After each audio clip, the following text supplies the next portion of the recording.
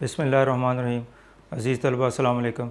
Logarithm के हवाले से मुख्तलिफ़ लेक्चर जो है वो हमारे चल रहे हैं। तो इससे पहले हम लॉगरिथम की डेफिनेशन जो है उसको डिस्कस कर चुके हैं, फिर उसको एक्सपोनेंशियल फार्म से लॉगरिथमिक फार्म और लॉगरिथमिक फार्म से हम एक्सपोनेंशियल फार्म जो है उसमें कन्वर्ट करने का मेथड जो है वो भी सीख चुके हैं। और इससे पिछले लेक्चर में हम इन्हीं डेफिनेशन को यूज़ करते हुए मुख्तलिफ़ अननोन की वैल्यू जो है वो हमने फाइंड करना सीखी थी। तो आज का जो हमारा टॉपिक है वो भी बेसिकली उससे पिछले लेक्चर से मिलता जुलता है। तो इसमें भी हमें कोई अननोन जो है उसको दिया होगा तो उसकी वैल्यू हमने फाइंड करनी होगी, यानी मुख्तलिफ़ स्टेटमेंट्स आपको दी जाएंगी। उसमें अननोन एक्स जो है वो यानी यहाँ पे स्पेसिफिक कर दिया गया। जो पिछला क्वेश्चन हमने किया था पिछले लेक्चर में, तो उसमें अननोन जो है पी या एल या ए इस तरीके से डिफरेंट दिया हुआ था। लेकिन इन क्वेश्चन में क्वेश्चन नंबर जो 6 है 3.2 का, इसमें आपको अननोन की वैल्यू स्पेसिफिक कर दी गई एक्स। तो एक्स की वैल्यू हमने फाइंड करनी है।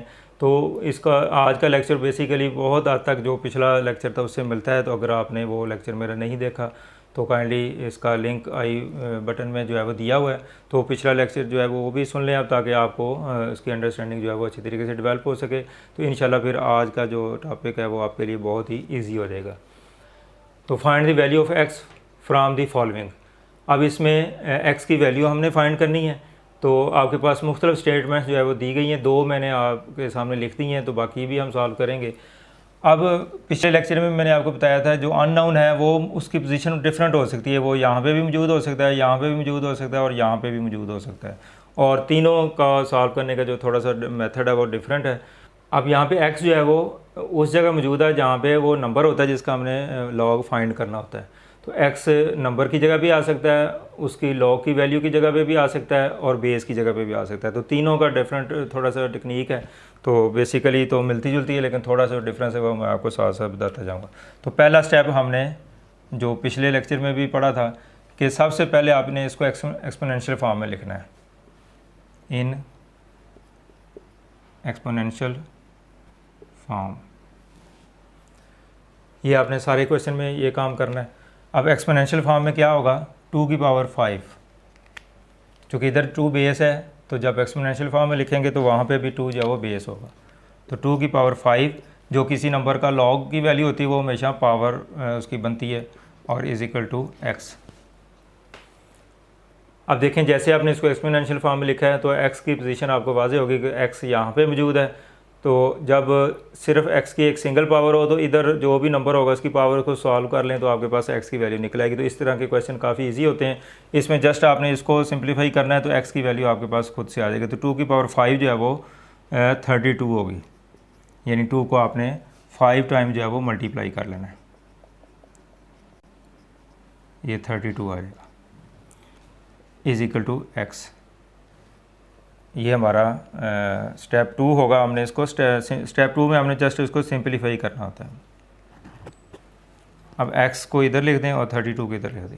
अब देखें जैसे आपने ये पावर को सिंपलीफाई किया तो हमारे पास x की वैल्यू निकल आई, हमें मज़ीद कुछ करने की ज़रूरत नहीं पड़ी। अब इसी तरह ये पार्ट 5th है, ये भी इससे मिलता जुलता है, मैं इसलिए इसको साथ ही आपको करवा रहा हूँ। अब यहाँ पर देखें, यहाँ पर भी x जो है वो उस जगह पे मौजूद है, इसकी पोजीशन क्या है जहाँ पे कोई वो नंबर लिखा होता है जहाँ जिसका लॉग लेना हो। तो x की पोजीशन और इधर x की पोजीशन सेम है, तो ये सेम एक ही पैटर्न पे ये क्वेश्चन जो है वो सॉल्व होंगे। तो स्टेप 1 इन एक्सपोनेंशियल फॉर्म।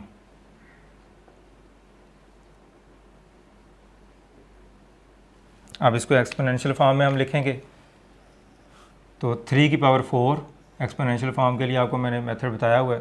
3 की power 4 is equal to X, sorry 3 की पावर 4। अब वही सूरत जो इधर थी वही सूरत हाल इधर है कि जस्ट आपने इसको सिंपलीफाई करना पावर को, तो हमारे पास एक्स की वैल्यू जो है वो निकल आएगी। अब स्टेप 2 में हमने इसको क्या करना है, सिंपलीफाई करना है। अब 3 की पावर 4 जो है 3 इंटू 3 इंटू 3, 4 टाइम जो है वो इसको 3 को मल्टीप्लाई करेंगे तो ये 81 आएगा। और अगले स्टेप में x इधर लिख दें और 81 इधर लिख दें। तो जब भी आपके पास इस तरफ सिर्फ x मौजूद हो और दूसरी तरफ कोई नंबर है उसकी पावर है, तो जैसे ही आप उसको सिंप्लीफाई करेंगे तो x की वैल्यू निकल आएगी। तो इस तरह के जितने भी क्वेश्चन जहाँ पे x इस पोजीशन पे मौजूद होगा आपने इसी तरीके से करना है, जस्ट पावर को सिंप्लीफाई करना है तो हमारे पास अननोन की वैल्यू जो है वो निकल आएगी। तो ये 2 पार्ट इसमें इस तरह के दिए हुए हैं और दोनों मैंने आपको बता दिए। तो पिछले लेक्चर के साथ बहुत ज़्यादा ये मैच कर रहा है, सिर्फ फ़र्क ये है कि वहाँ पे अननोन जो है वो डिफरेंट दिए गए थे, कहीं एल कहीं पी कहीं वो ए दिया होता है, यहाँ पे स्पेसिफिक कर दिया है। बाकी क्वेश्चन ये वही हैं जिस तरह पिछले क्वेश्चन नंबर 4 हम डिस्कस किया पिछले लेक्चर में। अब नेक्स्ट जो है वो क्वेश्चन नंबर 6, इसके 2 पार्ट मैंने और लिख दिए हैं। इसमें log 9 to the base 81 is equal to x, और इसी तरह log 8 to the base 64 is equal to x/2। अब यहाँ पे देखें जो अननोन है x जिसकी वैल्यू हमने फाइंड करनी है उसकी पोजीशन क्या है कि वो इक्वल के बाद मौजूद है, इधर भी इक्वल के बाद, यानी ये वो नंबर है जिसका लॉग लिया जाए तो वो यहाँ पे लिखा जाता है। तो इसका मतलब कि 8 का जो लॉग है वो ये दिया हुआ है जो अननोन की फॉर्म में है। इसी तरह 9 का जो लॉग है 81 बेस के तहत वो जो भी होगा वो x है और वो हमने फाइंड करना है। तो यहाँ पे x की पोजीशन जो है वो इक्वल के बाद है। तो अब ये सेम जो नेचर के क्वेश्चन है वो मैं आपको इकट्ठे सॉल्व करके दे रहा हूँ। तो जब भी आपके पास x इक्वल के बाद आ जाए, यानी उस जगह पे मौजूद हो जहाँ पे इस नंबर का लॉग लिखा जाता है, तो इसको कैसे सॉल्व करना है। स्टेप 1 दोनों में सेम है और हर क्वेश्चन में ये सेम है। तो स्टेप 1 में आपने क्या करना है, इसको एक्सपोनेंशियल फॉर्म में लिखना है। यानी सबसे पहले आप इसको एक्सपोनेंशियल फॉर्म में जैसे लिखेंगे तो आपको खुद से एक आइडिया हो जाएगा कि अब आपने इसको कैसे हल करना है। तो 81 raise to power x is equal to 9, तो एक्सपोनेंशियल फॉर्म में आ गया। अब हमने इसको सिंप्लीफाई करना है। तो पिछले लेक्चर में मैंने आपको बताया था कि जब अननोन जो है वो पावर में आ जाए तो फिर बेस सेम करने होते हैं, यानी अननोन पावर में आ जाए तो बेस सेम करने हैं, अगर अननोन बेस में आ जाए तो पावर सेम करनी। बस मतलब सिंपल सी टेक्निक है कि जो अननोन है अगर पावर में आ जाएगा तो उसके कोशिश करेंगे उसके बेस सेम कर लें आप, और अगर बेस में आ जाए तो फिर आप उसके पावर को सेम कर लें। ये इसका मेथड है। और अगर इधर सिर्फ अकेला x आ जाए जैसे पिछले क्वेश्चन में किया था तो फिर जस्ट आपने इसको सिंप्लीफाई करना है तो आपके पास आंसर आ जाएगा। यानी अगर x इस जगह पे आ जाएगा एक्सपोनेंशियल फॉर्म लिखते हुए तो बस इसको आप सिंप्लीफाई करें तो आपका आंसर आ जाएगा। ये क्वेश्चन हमने पिछले जो इससे पहले मैंने क्वेश्चन कराए उसमें ये चीज़ पढ़ी है। और दूसरी सूरत क्या है कि x पावर में आ जाए जैसे ये क्वेश्चन है, और अभी तीसरी इसकी पॉसिबिलिटी हम डिस्कस करेंगे x जो है वो बेस में आ जाए। तो 3 ही कैटेगरीज हैं इसको सॉल्व करने के लिहाज से। तो अब देखते हैं कि हमने पावर में अगर ये आ गया तो बेस कैसे सेम करने हैं। अब इधर 9 है तो देखें क्या इधर 9 की कोई पावर बनाई जा सकती है। वैसे तो 81 जो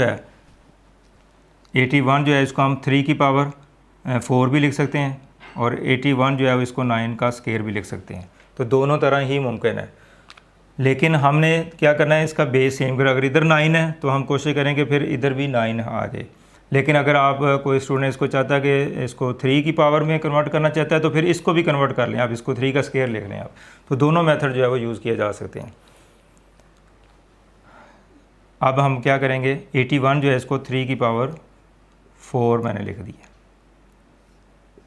इज इक्वल टू 9, यानी 3 की पावर 4 जो है वो 81 के इक्वल होता है। सॉरी ये तो अगर मैंने 3 में कन्वर्ट करना है तो फिर मुझे इसको भी करना पड़ेगा। मैं चलें इस तरीके से भी आपको बताता हूँ। इधर आप 3 की पावर 2 कर दें। फिर आप देखें कि आप बेस सेम होने की तरफ बात बढ़ रही है हमारी, तो इसको इससे मल्टीप्लाई करें, क्योंकि एक बेस की 2 पावर आ जाए तो वो मल्टीप्लाई होती है। तो 4x और 3 की पावर 2। अब देखें कि हमने जो 3 की पावर में इसको कन्वर्ट कर दिया है, तो अब बेस सेम है। अगर बेस सेम है तो आप इसको कंपैरिजन करेंगे और ये इक्वल भी हैं, क्योंकि ये नंबर और ये नंबर इसमें इक्वलिटी का साइन भी आ रहा है, तो ये इक्वल भी हैं, बेस भी सेम है, इसका मतलब फिर ये पावर इसके बराबर होगी। तो 4x इज़ इक्वल टू 2, और x की वैल्यू क्या आएगी 2/4। 4 इधर आके डिवाइड हो जाएगा तो x की वैल्यू 1/2 आ जाएगी। अब इस तरीके से हमने इसको सिंप्लीफाई किया है तो x की वैल्यू हमने फाइंड कर ली है। अब मैं इसी क्वेश्चन को आपको दूसरे तरीके से भी कर देता हूँ। अब मैंने 3 की पावर 4 लिखा था। अब दूसरी जो पावर आपको मैंने बताई थी, अगर आप इसको 9 की पावर यानी इस तरफ आ जाएं आप, तो 9 का अगर 9 का स्केयर लिख दें इसको और पावर x और 9, तो 9 का स्केयर जो है वो भी 81 के इक्वल होता है। तो इस तरह लिखने से अब देखें कि क्या ये पॉसिबल है। तो अब पावर 2 आ गई है इसकी, तो ये मल्टीप्लाई हो जाएंगी, तो 2x इज़ इक्वल टू 9। हाँ जी, अब देखें कि पावर आपने इसको लिख दी है पावर की फॉर्म में, इक्वल है, इक्वलिटी का साइन मौजूद है, ये दोनों नंबर इसके इक्वल हैं, जो कि ये इक्वलिटी का साइन इसमें आया हुआ है, बेस सेम है, इसका मतलब पावर को हम कंपेयर करेंगे तो इसकी पावर हम 1 लिख सकते हैं, तो इसका इट मीन्स कि ये पावर जो 2x है वो 1 के इक्वल होगी। तो कंपेयर करेंगे इसको, तो 2x इज़ इक्वल टू 1, तो x की वैल्यू कितनी आएगी 1/2। अब देखिए दो डिफरेंट मेथड से मैंने आपको करके दे दिया है कि आपने टारगेट आपका क्या है कि जब आप x की वैल्यू फाइंड करनी है और x पावर में आ जाए तो फिर आपने बेस सेम करने हैं। तो बेस सेम करने के डिफरेंट टेक्निक हो सकती है। अब यहाँ पे भी मैंने 3 बेस सेम की है लेकिन 3 के साथ, और आंसर ये निकला है, और इधर बेस मैंने सेम किए 9, तो फिर भी देखें आगे चल के आंसर हमारा वही निकला जो इधर निकला है। तो आप ये टेक्निक भी यूज़ कर सकते हैं, ये भी कर सकते हैं। जो आपको हिंट मैं दे रहा हूँ वो ये है कि आप जब जिसकी वैल्यू आपने फाइंड करनी वो पावर में आ जाए तो बेस सेम करने, बस ये चीज़ आपने याद रखनी है, तो क्वेश्चन आपका इंशाल्लाह खुद से ही हो जाएगा वो। अब चलते हैं दूसरे क्वेश्चन की तरफ। यहाँ पे भी जो वेरिएबल है जिसकी वैल्यू हमने निकालनी है वो इक्वल के दूसरी तरफ है, तो पहले इसको एक्सपोनेंशियल फॉर्म में लिखेंगे। तो एक्सपोनेंशियल फॉर्म, ये क्वेश्चन बेसिकली इसी तरीके से, लेकिन ये फ्रैक्शन की वजह से थोड़ी सी आपको कन्फ्यूजन हो सकती है, लेकिन जब आगे बढ़ेंगे तो इंशाल्लाह ये मसला भी आपका खुद से सॉल्व हो जाएगा। तो 64 इसकी power x/2 is equal to 8। अब देखें जो जिसकी वैल्यू हमने फाइंड करनी है वो पावर में मौजूद है, पावर में आ गए, तो अब आपने क्या करना है, बेस सेम करने हैं। अब बेस सेम करने के लिए क्या किया जाता है, इधर 8 है तो इधर भी देखें 8 बन सकता है, तो 8 का स्क्वायर अगर लिख दिया जाए तो ये 64 के इक्वल होता है। तो 8 से भी ये इक्वल हो सकता है, या अगर आप ऐसे करें इधर 2 की पावर 6 कर दें और ये 2 की पावर 3 कर दें, तो 2 से भी इसको किया जा सकता है। जिस तरह ये मैंने 2 मेथड बताए, इसी तरह उसमें भी 2 मेथड जो है वो यूज़ किए जा सकते हैं, लेकिन ज़्यादा सिंपल ये कि आप इसको 8 की पावर 2 लिख दें तो ये ज़्यादा इजी हो जाएगा। लेकिन अगर आप 2 में कन्वर्ट करना चाहें तो 2 की पावर 3 कर लें, इधर 2 की पावर 6 कर लें, तो फिर भी इंशाल्लाह क्वेश्चन हो जाएगा, लेकिन थोड़ा सा लेंथी होगा। अच्छा, एक बेस की 2 पावर हो तो आपस में मल्टीप्लाई होती हैं। अब 2 × x/2, ये 2 से कट जाएगा तो x आ जाएगा, इसका मतलब ये कि ये 2 से कैंसिल हो जाएगा तो x आ जाएगा, और इधर 8 और इसकी पावर हम 1 लिख सकते हैं। अब पावर भी हमने सिंपलीफाई कर ली, तो x कहाँ पे मौजूद है, पावर में, और जब x पावर में आ जाए तो फिर हमेशा उसके जो बेस है वो सेम करने होते हैं, और वो हमने कर ली है। इधर भी 8 है, इधर भी 8 है। अब आप इसको क्या करेंगे, कंपैरिजन करेंगे। अब ये नहीं कहना कि 8 और 8 कैंसिल हो गया, कंपैरिजन करेंगे तो ये नंबर और ये नंबर जो कि इक्वलिटी का साइन है, इक्वल है, फिर बेस भी सेम है, इसका मतलब ये पावर भी इक्वल होगी, यानी x की वैल्यू 1 होगी, तो फिर ही ये पॉसिबिलिटी है इक्वल होने की। x की वैल्यू जो है वो 1 होगी, यानी इसको हमने कंपैरिजन करना कहेंगे कि कंपेयर किया हमने कि इक्वल नंबर बेस सेम है तो फिर पावर भी उसकी सेम होगी। या ये भी कह सकते हैं कि ये इक्वलिटी उस वक्त पॉसिबल होगी जब x की वैल्यू 1 होगी, इधर 1 है तो इधर भी 1 होगी, तो फिर ये इक्वलिटी का जो है वो पॉसिबल है। तो इस तरीके से हमने x की वैल्यू जो है वो फाइंड कर ली। तो अब ऐसे क्वेश्चन जिसमें x इक्वल के बाद मौजूद होगा और जब एक्सपोनेंशियल फॉर्म में लिखेंगे तो वो पावर में आ जाएगा, तो उसकी टेक्निक क्या है कि उसके बेस सेम करने, बस सिर्फ ये याद रखने वाली बात है कि बेस सेम करें तो ख़ुद से आपका क्वेश्चन जो है वो सॉल्व हो जाएगा। अब क्वेश्चन नंबर 6 इसका 4th पार्ट है, ये तीसरी कैटेगरी का क्वेश्चन है। 2 मैंने आपको बता दी कि अगर x यहाँ पे मौजूद होगा तो कैसे सॉल्व करना है, और ऐसे यहाँ पे मौजूद होगा तो कैसे सॉल्व करना है। अब x अगर बेस में आ जाए तो फिर क्या सूरत हाल होगी, तो आप देखते हैं ऐसे क्वेश्चन को कैसे करेंगे। यानी आपने इसका टेक्निक समझनी है, मेथड समझना है कि x की पोजीशन क्या होगी, तो आपने क्या करना है।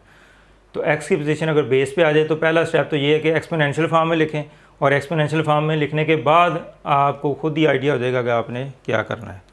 तो एक्सपोनेंशियल फॉर्म में लिखेंगे इसको, तो उसके लिए मैंने हिंट दिया हुआ आपको, x की पावर 2 इज़ इक्वल टू 64।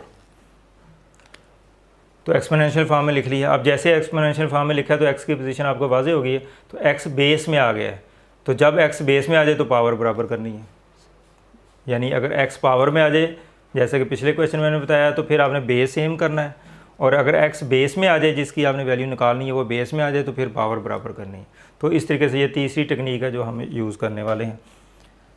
अब इधर x की पावर 2 है, तो आप 64 जो है अब आपने क्या करना है, पावर बराबर करनी है। अब 64 जो है इसको हम 2 की पावर 6 भी लिख सकते हैं और 8 का स्केयर भी लिख सकते हैं। अब 8 का स्केयर जो है वो भी 64 होता है और 2 की पावर 6 वो भी 64 होती है। लेकिन चूँकि यहाँ पे पावर 2 है तो हमने यहाँ पे भी वो नंबर लेके आना जिसकी पावर 2 बनती हो। तो फिर कौन सा पॉसिबल है, 8 की पावर 2। तो ये छोटी टेक्निक है कि अगर आपने पावर बराबर करनी है तो कौन सा, यानी पॉसिबिलिटीज़ तो बहुत सारी होती हैं लेकिन आपने वो उसको सेलेक्ट करना है जिसमें पावर इक्वल आ जाए। तो ये है टेक्निक आज के इस क्वेश्चन की। तो एक्स का स्केयर और 64 को हम लिख सकते हैं 8 का स्केयर। अब हम इसको क्या करेंगे, कंपैरिजन करेंगे। अब बहुत सारे स्टूडेंट समझते हैं कि ये 2 से कैंसिल हो जाएगा, तो कैंसिल बिल्कुल भी नहीं होगा ये, बल्कि आप इसको कंपेयर करेंगे कि पहले तो ये देखें ये नंबर और ये नंबर इक्वलिटी का साइन मौजूद है, इसकी डेफिनेशन के मुताबिक इक्वल आया है, तो इसका मतलब ये नंबर और ये नंबर इक्वल है। बाहर हमें लग नहीं रहे चूँकि एक्स की वैल्यू नहीं पता। तो उसके बाद हम कंपेयर करेंगे, चूँकि पावर बराबर है तो फिर ये बेस भी बराबर होगा। यानी अब इसकी इक्वलिटी का पॉसिबिलिटी कब है, जब x की जगह 8 आएगा तो इधर भी 8 का स्केयर इधर भी 8 का स्केयर, तो फिर ये इक्वल होगा। तो इसका मतलब x की वैल्यू जो है वो लाजमी तौर पर 8 होनी चाहिए। तो x इज़ इक्वल टू 8। इस साइन को पढ़ेंगे, दिस इम्प्लाइज डैट, इसका मतलब ये होता है कि इससे ये रिज़ल्ट निकाला जा सकता है। इसको कैंसिल नहीं हम कर रहे हैं, इसको काट नहीं रहे हम, बल्कि कंपेयर कर रहे हैं, एक रिज़ल्ट निकाल रहे हैं कि ये नंबर चूँकि इक्वल है, पावर भी इक्वल है, तो इसका मतलब फिर बेस भी इक्वल होगा, तो फिर ये इक्वल होने का पॉसिबिलिटी मौजूद है। तो x की वैल्यू जो है वो 8 हमने निकाल ली। तो यही हमने फाइंड करनी थी। तो ये क्वेश्चन हमारा जो है वो कंप्लीट हुआ। अब देखें कि इस क्वेश्चन में आपने बेसिकली क्या पढ़ा। एक तो आपने जो एक्सपोनेंशियल फॉर्म है या लॉगरिथमिक फॉर्म है उसकी एप्लीकेशन पढ़ी है कि किस तरीके से हम इसको यूटिलाइज़ करते हुए अननोन की वैल्यू फाइंड कर सकते हैं। और फिर मज़ीद हमने 3 कैटेगरीज़ के क्वेश्चन यहाँ पे सॉल्व किए हैं कि x जो है वो इक्वल के बाद अगर आता है तो उसको कैसे सॉल्व करना है, यानी उस नंबर की जगह पे आ जाए जहाँ पे इस नंबर का लॉग लिखा जाता है, तो वहाँ पे मौजूद आ जाए हो जाए, तो फिर x की वैल्यू कैसे निकालनी है।